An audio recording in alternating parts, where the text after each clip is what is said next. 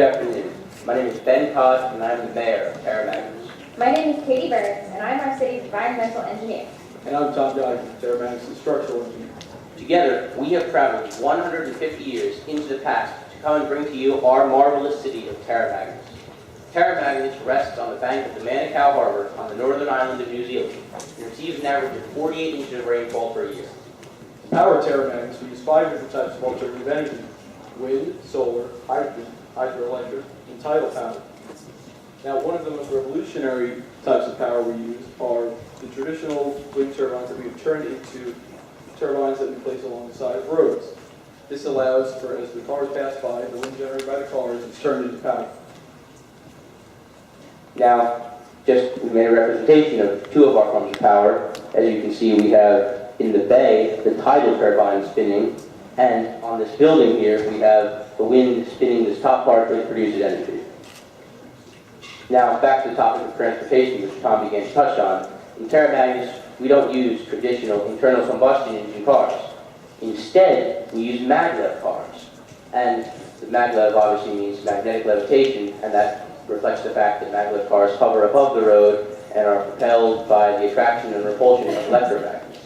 And using maglev cars allowed us to do a variety of great things at Terra Magnus.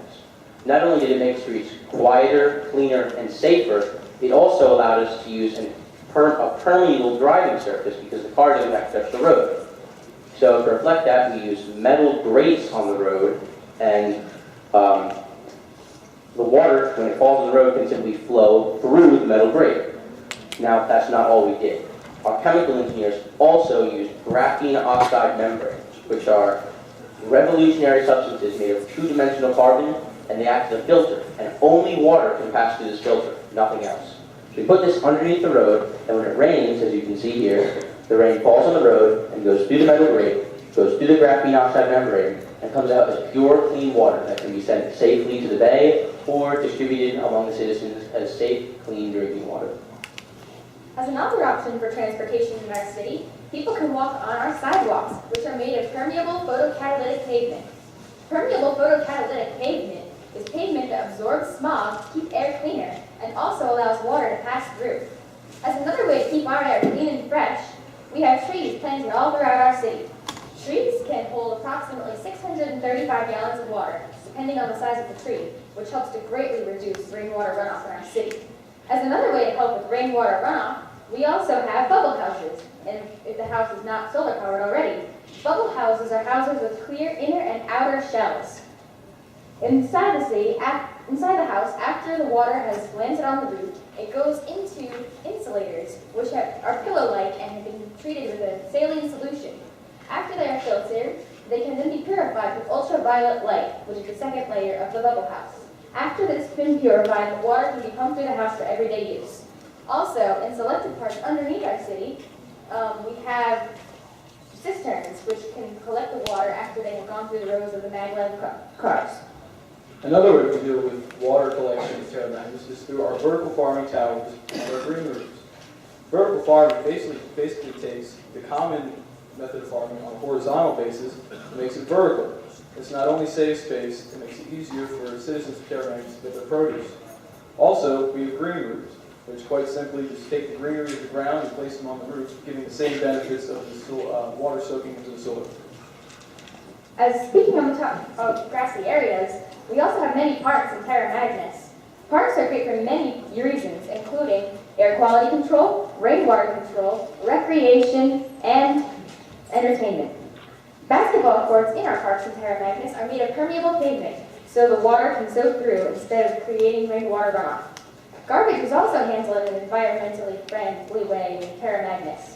It is broken down at a molecular level and then sorted into the proper categories so it can be taken to different parts of the city to be disposed of safely. Health in Terra Magnus is exceptional.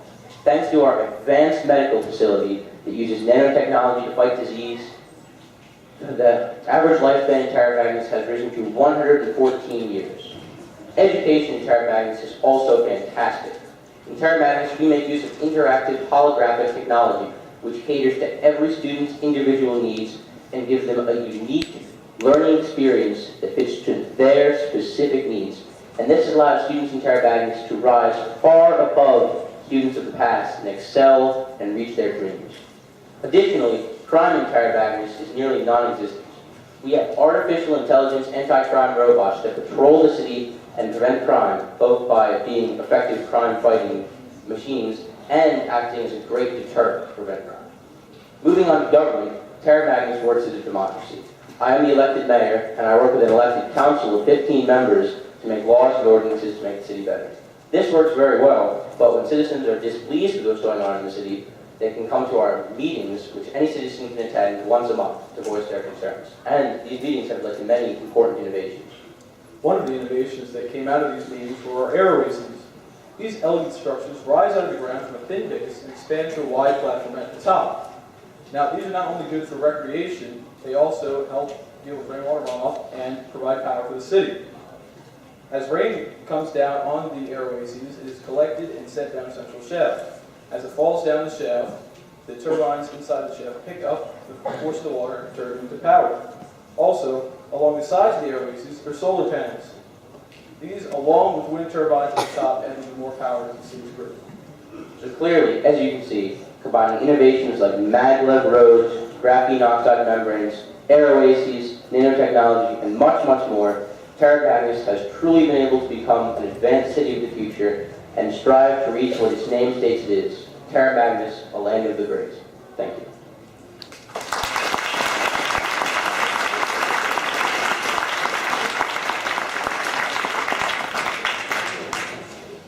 Okay, thank you. What skills have you developed during your involvement in Future Cities? Okay. In Future Cities, I think the most valuable skill we learned was teamwork, since a lot of us have very different personalities and it's hard for us to work together at first. And as we progressed through the year, it became easier to work together since we used our own abilities to benefit the whole team. I agree with Katie that teamwork was definitely a very big part of it, but I also think that the engineering process really came through and came out in this whole 5-6 month period, because we got to try stuff out and it didn't work, and we have to go back through and look what was wrong with it and work, redesign it and do things like that. And I also think on a different scale with the essay, it really stood out to me that we did so much editing on that and revising and to make it the best essay it could. That really stood out to me. It made us better writers and more able to really see how to write a good essay. Besides water conservation, what benefits can be derived from your stormwater runoff system? Well, as we were saying, with the air oases and the graphene oxide membrane, since the water is purified, it can then be sent to any of the houses in the city to use as drinking water or any common use. So this also saves money since the citizens won't have to pay as much for their water because the treatment of it will cost less. And it also saves money in the respect that the roads, being made of metal grates now and not asphalt, require much less maintenance and much longer lifespans. They're not just need to be replaced as often. The other benefit of this whole water runoff is that because we use maglev cars as part of our water runoff solution, roads are quieter, cleaner, and safer. Building your model, what was the most difficult aspect to overcome? Well, there were a lot of different aspects that took a lot of thought to make and throughout, but I think that having the air oases while making it able to rain was probably the most challenging. It took a lot of time and coordination. I think another difficult aspect was keeping everything we wanted to have on it in the size and coordinating it, because we show some person will be making something, some person making something else, and they both think they're going in the same place, and then you get there to put it on and there's only so much space. So coordination was a big problem that we eventually solved, but it was a problem in the beginning. And how did you design for growth in your city? Well, we have different levels of residential and commercial areas. So obviously more people will be able to live in the high density because there's more room. And also, we developed for growth because being in New Zealand, there's open space there, and it's untouched land. So we can go in there and we have the city, but if more people come into the city needs to grow, there's open land there that we can expand out onto, and it's not polluted or developed. We just build environmentally friendly structures there from the beginning. Why did you choose the location of your city? Well, there are many different aspects that went into it, and the first thing was we knew we wanted a bay, and we were looking at areas that had bays that were not yet developed, because a lot of bays are developed and they're a great place for a city. So we were looking at more remote areas, and then we were thinking about places that had not a ton of rainfall, but more rainfall than average. And so we picked New Zealand because that gets a fair amount of rainfall and also has undeveloped land. And we found Manukau Harbor, which is a pretty good sized bay, and we just started looking nice, and we picked that because the rainfall, the bay, and the remoteness. You mentioned that due to health improvements that the people in your city live, I think you said, for an average length 114 years. And that sounds wonderful, but I imagine it brings with it some issues. For example, so do people work longer in your town? And depending on the answer of that, how do they fund a much longer retirement? Well, they definitely work longer because coming with the lengthened age, you have a longer period of health and a longer period of ability to work. So you're not going to be like, I mean, I know people in this time aren't crippled when they're 80, but I'm just saying, as a relative scale, you're going to be unable to work later, so you can work longer, and that makes there not need to be such a burden on the society to fund this retirement. It's also very similar to the rubber band effect, which means that every age category that you go through, it all lengthens, so you will be in school longer in paramedic since the age expectancy is longer.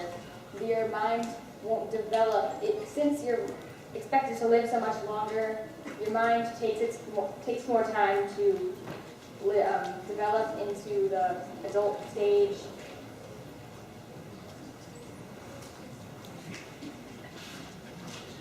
I'm not sure, I don't think I've heard, how do you approach budgeting for growth in the city? I'm not really sure what your tax structure is, or structure.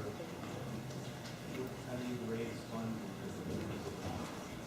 Well, I'll let you talk about this in a second, but I just want to start.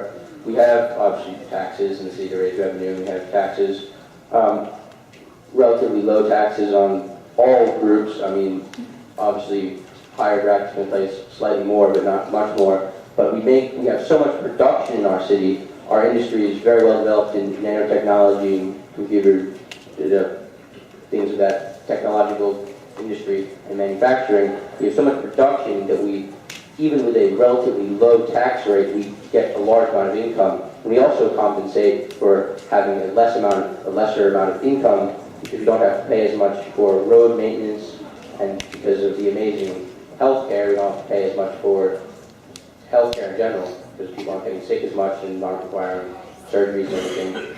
So those things that the government would normally have to pay for are costing much less, so therefore they don't require as much revenue.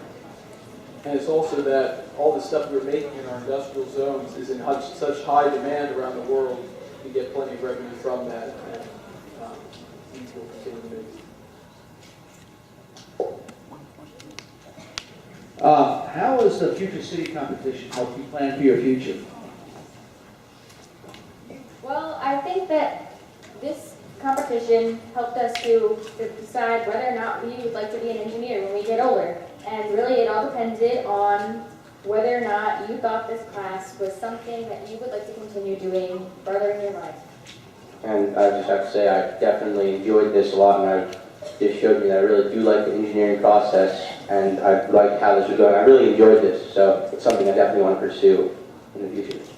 And it also shows how all the different aspects of engineering, like different structural engineers, chemical engineers, and different fields of engineering.